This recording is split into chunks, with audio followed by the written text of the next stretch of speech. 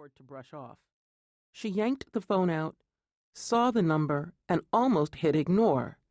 But something, the need to go another round, the need to have the last word again, the hope for an apology, she didn't know what it was, but she answered. Yes. Pat's tone was flat, challenging, cold. And she had no warning the temperature would drop so suddenly, flash freeze her anger. Where?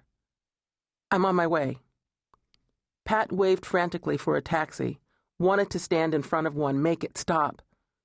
Finally, a cab pulled over. Madison and 101st.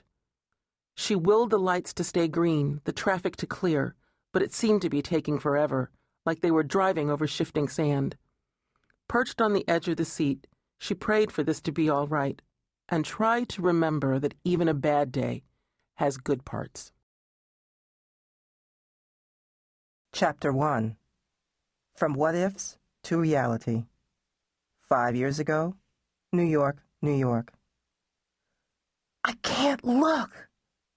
Elbows planted on her drawing board, Gayle clamped both hands over her eyes.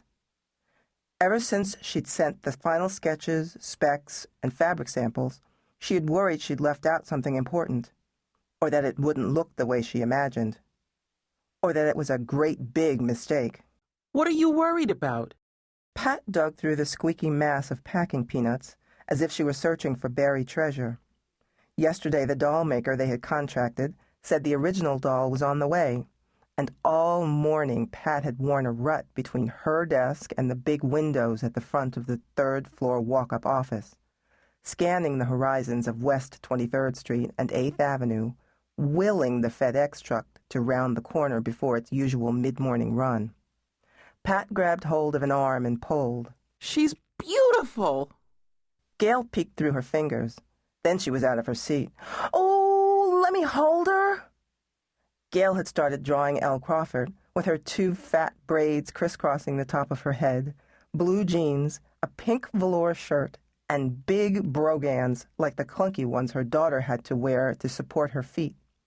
After 4-year-old Vanessa tossed her shoes down the laundry chute, fully expecting they'd be lost forever. Gayle created a shiro whose formidable footwear fit her as well as Cinderella's slipper, and magically transported her to far-off times and places. Elle helped Vanessa feel better about having to wear boy shoes, and even after the industrial-strength lace-ups were gone, Vanessa still looked forward to Elle's next adventure. It was hard to believe, but 5 years had passed since Pat convinced Gayle that other little girls would enjoy Elle's exploits. 12 books later, they still did, and clamored for more. Now, the first Elle doll was cradled in Pat's arms, looking so much like Vanessa it gave Gayle chills. Thought you couldn't look. Pat tucked the doll behind her back, enjoying a playful moment now that she could see the 2 years she'd spent on the project. The first convincing Gayle it was the right move, then working with the doll artist were going to be worth it. Changed my mind! Gayle couldn't believe Elle Crawford looked like she had just leapt off the page, from the mischievous gleam in her big brown eyes to the grosgrain laces in her sturdy Oxfords, tied with big bows the color of bubble gum. Gayle had come up with the ploy to make the shoes special. She would change the ribbons to go with Vanessa's outfits.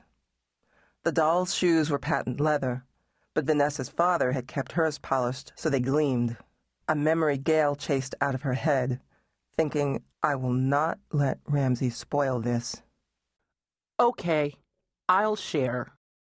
Like when we were 8. Pat thought as she handed over the doll. Gayle and Pat had gone from sharing a room with twin beds when they were kids to an office with twin desks arranged face-to-face today. In the semi-early days, after they'd made the leap from dining room table to a real office, they would clear both desks to create Mailing Central, where they packaged and labeled their orders, excited about each and every one and where it was going.